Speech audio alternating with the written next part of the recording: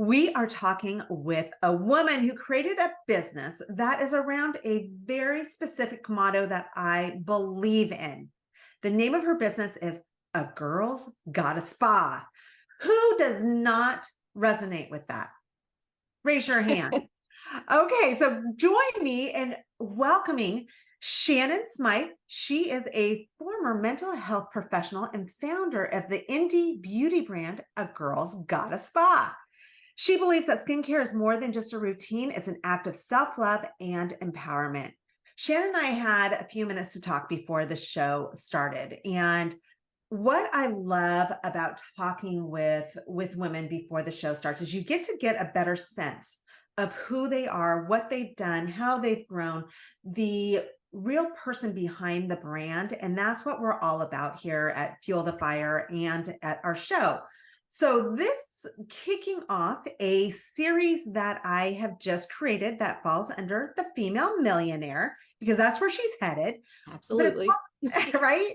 It's called Up and Coming. And that is really what it's about is, you know, we have to start somewhere and get to somewhere to where we want to go. I've owned businesses for 30 years.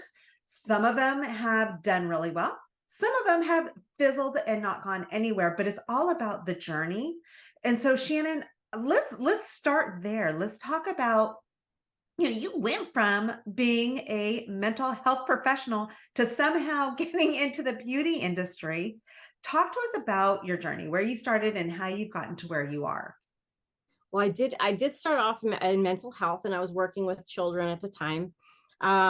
And I moved from where I was living down in the suburbs up to the mountains, the Pocono Mountains. So it's very rural. I was starting to feel like super isolated from people, especially in the winter here. You just can't get out much and stuff. So that's when I think online started to become more like people were going to online to read blogs. And, it was just a start. I want to say it was a starting point. It was around 2003. And I actually started a blog, and it was more so I had other people to talk to, because people would, at that time, people just would engage with you, and it felt like you had a million friends. And I just used, I want to say I used my degree essentially to understand what other women needed. I was a mom. I still am a mom, obviously. And I was going through a lot at the time in my life. And from there, I just kept going and going. And eventually what happened is a public relations firm in New York noticed me. And this is when like YouTube just came out and social media was just starting to be a thing. And they needed help. And I don't know what led them to me, but they found me and they asked me to work for them. And that actually I got to do that remotely, and that was fantastic. Um, but it was fulfilling to me, because now all of a sudden like people were looking to me like the expert on stuff. And I rose up. I was there for a while, and I actually went from just being what they call me their chief blogger, to becoming their corporate communications director. I'm a fast learner. I learn hands-on, and I just did very well. And I think they liked that I was able to do that, where they got to the point where, and they were a beauty luxury PR firm. And they had me start coming into the office once a month, where they would literally have these back-to-back meetings with all of their beauty PR clients, where I would go over what they were currently doing, look at their website, talk to them about SEO, and then be able to give them a strategy basically for how to engage with people in social media. And I did that so much, and I really started to get to know the behind the scenes of the beauty world that a lot of people aren't privy to at all. And from there, eventually, Pierce Matty, he was the owner of the firm. He had said to me, you get all these products that you review on your blog, and now you're working with all these people in the beauty world, and you know so much more than anybody who's just going to start a business. You got all this knowledge. And he said to me, I think you'd be great to launch your own brand. And I have had imposter syndrome, and I was like, no, no, no. And over time, I really started to think about it. I think it took me maybe 2 years or so, maybe three. And I finally was like, you know what? I'm going to do it. And that's what I ended up doing. I launched a Girls Got a Spa in 2014, and I've loved every second of it. And it's changed in the way that I started originally. I mean, I literally launched with just two products, a body wash and a body lotion, and that was it. And I had a lot of people that told me, like, you're never going to make it. You know, you need to start off with a $500,000 investment. You know, you can't just launch with two products. Like, nobody's going to buy it. It was lots of negative coming into me. And, you know, if I wasn't already anxious enough about it, but I have a great support system. My husband, my mom, my sister, and my children, they're all boys. And they all would be the ones that would help me with stuff, design, you know, all sorts of stuff. So I just kept going, and I just decided to stop listening to other people. You know, I knew what it was I wanted to accomplish, and I had to stop listening, because if you do, that's what holds you back the most. Okay, so I just have to stop you there, because that is profound, right? I hear it from so many clients that, you know, or it's not that I hear it from them. Often they're not aware of it, that they are responding to what they're hearing from often their friends, their family, people who aren't necessarily entrepreneurial, right? Right. Or maybe they are entrepreneurial, but they aren't you, right? Right. And so, and it can stop you in your tracks. It can stop you from achieving and reaching for the things that you really want to do. So congratulations on breaking through that. I also need to hit on a couple other things that you said. This was 2003 where you started a blog. Who's starting a blog in 2003? Number two, you rose up. You came from being in the mental health industry with children to getting picked up by this company, a PR firm, and getting, you know, rising up without you even really trying to. There's no intention behind that, doesn't sound like. And then you're dealing with SEO. Who even knows what SEO is back then? But you did. And then you're advising. And I had to for my blog. I had to learn it, and I had to understand it, because in the end, I had to build my own website. You know, I was just me. I couldn't hire people. I had to learn it. So that's what I did. I ended up learning it, and I didn't realize at the time that it wasn't something common knowledge. It wasn't something that a lot of people knew. So I just had honestly assumed everybody knew that. And so once I realized they didn't, I started to understand for myself, like, oh, I guess I have I was, you know, master of all trades. I really had to be. And I just, if people say jack of all trades, I say master of all trades. I like it. So because I'm not a master of none. You know, I have a very large family, and so I've had to be able to, you know, learn this over here, and then if this starts to go slow, well, now I know how to do this. I'll start working this, and then I can do this. And it is kind of multitasking. However, it's been able to, you know, keep a roof over our heads and get us the things we want. And my kids are well taken care of. And, you know, everybody's happy. I've been able to survive now through 2 recessions. So I just didn't realize it at the time. And I think those are the things I had to learn and grow into over this time, and to have more confidence in myself. And that was another reason I had to stop listening to other people, whether it was because they were jealous or they honestly just didn't believe, well, you know, you're bootstrapping, you're just doing this on your own. What do you know? And it's funny because a lot of those people had businesses that aren't in business anymore. And so I like to be like, okay, well, I'm still here. you know? Okay. So you're a lean startup. Yes. And there's a lot to say about that. I usually suggest most people do that, you know, start as a lean startup, know where you want to go, be clear on what that looks like. And yes, you may need to get investment later, but what kind of investment do you want to have? Do you really want a VC? Because that's a whole nother ball game, right? Right. But I do feel strongly having a board of advisors. And so a board of advisors can be a group of other professionals that are there to support you. So that's kind of Right. the other thing is, right? So they're not competitors. They're there because they really care, and they want to help you bounce ideas. Right. So I am a huge proponent of that, and that can be very inexpensive or free, right? When you can Right. find the right people to support you. So talk to me, Shannon, about where you're taking your business. You have a beautiful site. I was talking to you Thank you. about that before we got on. I love your site. By the way, those of you who are listening, she did it herself. She's not a graphic designer. She did it herself, and it's beautiful. And it's easy to navigate. But tell me, Thank you. where are you taking, what's your 12-month or 3-year big goal for your business? Honestly, it's really not just about growing in terms of a customer base or the amount of products or scents that I can have, because a lot of people try to be like, well, Bath and Body Works has, 300 scents, all those different things. You can't be a Bath and Body brand and not have a bazillion scents. But for me, it was more about being able to give back.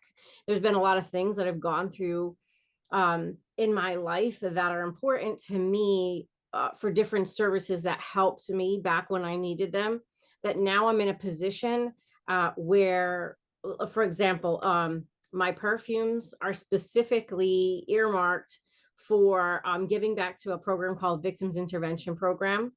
And they work with survivors of domestic violence, sexual assault, and sex trafficking, and they're local to me. And it's a service I used a very long time ago. And for me to be able to give back to them through each purchase of my perfume, like, I can't even tell you what that means to me, because I know I'm helping another woman that could have been in the same situation. And for that program also let me know that when people make direct donations to them, 100% of that goes directly to the women that they work with. So it's not like a grant or federal funding where they have to, divide it up to do different things. Donations are 100% for the women that they help. So me knowing that, that's honestly where I want to go. I started naming all my perfumes from the beginning. I've named to be more empowering to women. Like Persevere and Resilient came out during the pandemic.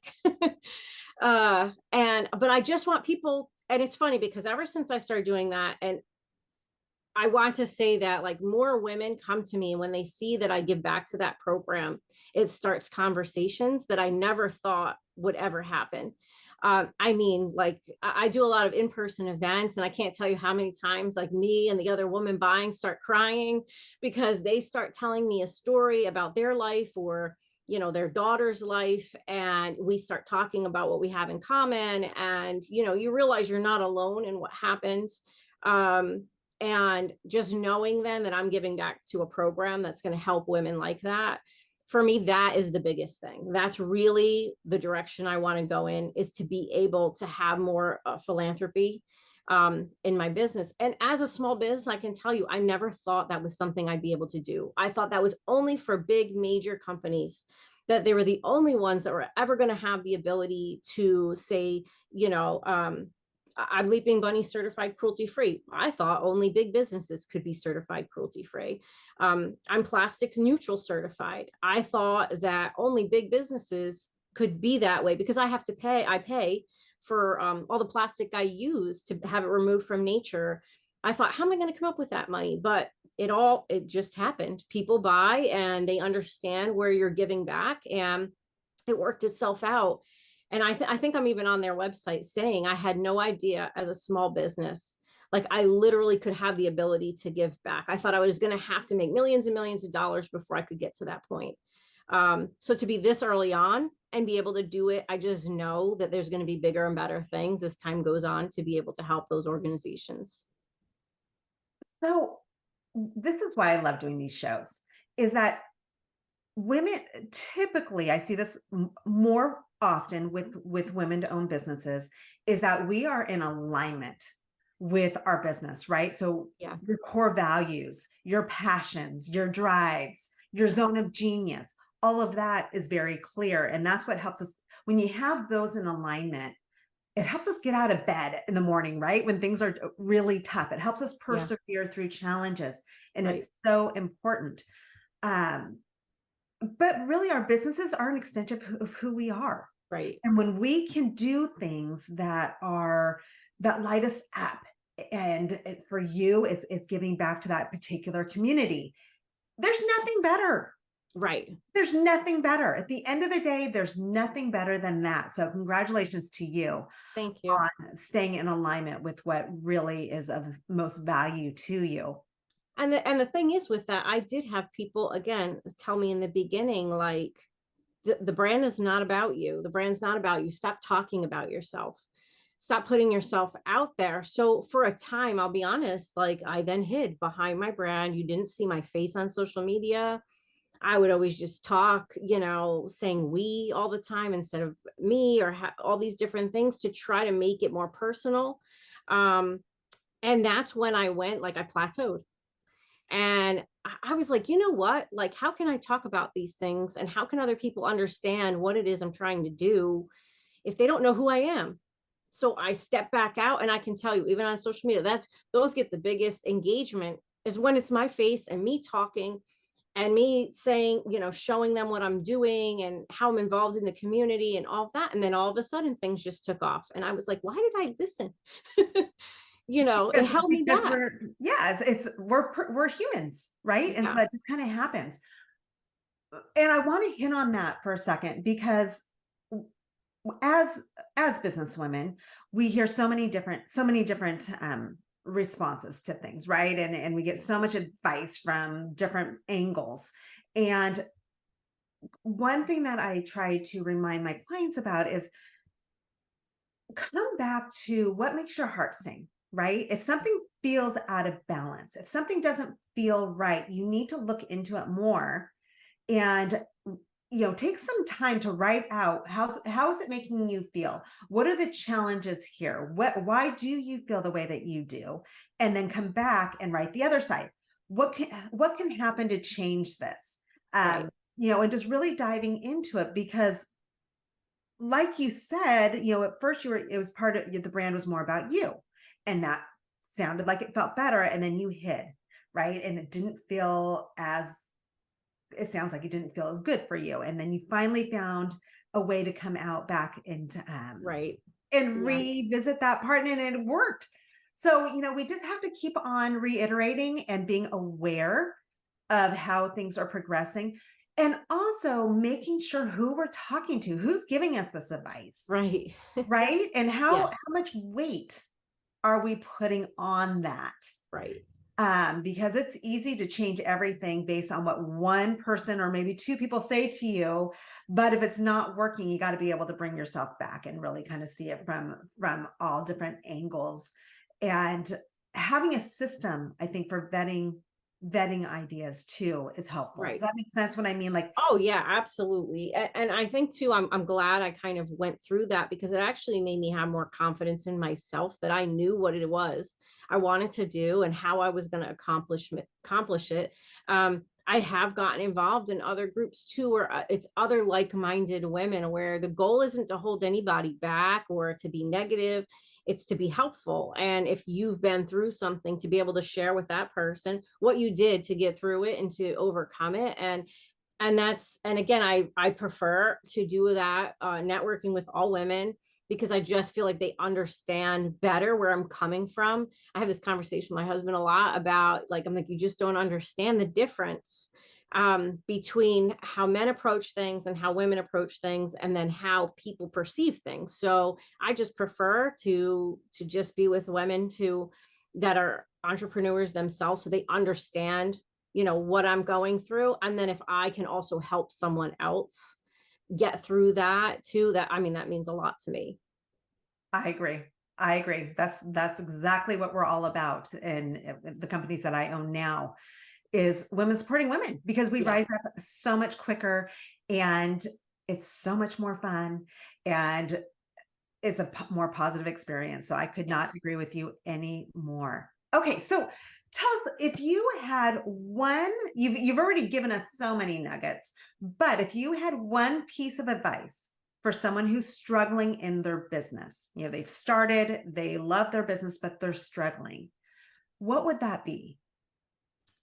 Gosh, I want to say and this might sound silly, the thing that helped me. So I live in the Pocono Mountains, so I'm surrounded by the woods. I literally got out of my office, got out of the space where I see my products every day. And, you know, you have your computer and all the people coming at you with what they say. And I literally went for a walk. I went for a walk and I chose that I'm going to take notice of absolutely everything around me in this walk. And I started doing it every day. And I would just walk and I would notice different things. And what's so interesting is when I wasn't thinking about work or my, you know, what I was frustrated with this, or why can't this happen this way, I started to get inspired, honestly, by nature. I just started to think of different things, and all of a sudden it just started like this motor of ideas. And hey, if I can see just walking outside my house in a different perspective, let me step back and look at, okay, what am I doing? Where is there a disconnect? How can I try this in another way? Going online and looking at other videos of other people that I aspire to be like, see, you know, what it is they're doing. Cause I do try very much to put blinders on and not watch what other people are doing. Cause then I will start getting into the whole comparison, and there is no comparison, because you are where you are and you're meant to be where you are. And you'll get there when you're supposed to get there.